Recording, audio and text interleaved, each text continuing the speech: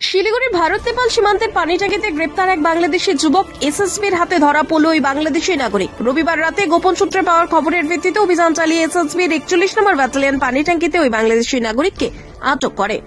ধৃতের নাম মহৎ চন্দ্র, বয়স 39 বছর। ধৃত মহৎ চন্দ্র বাংলাদেশের ঠাকুরগাঁও এলাকার বাসিন্দা, থানা বালিয়াডাঙ্গি।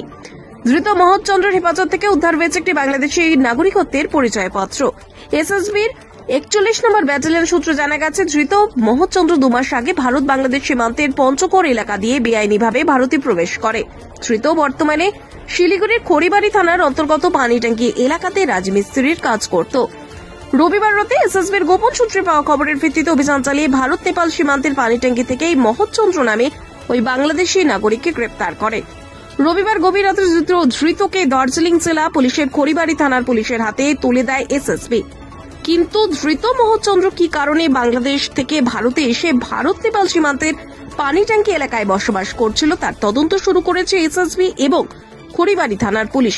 ধৃতকে আজ তোলা হবে শিলিগুড়ি আদালতে।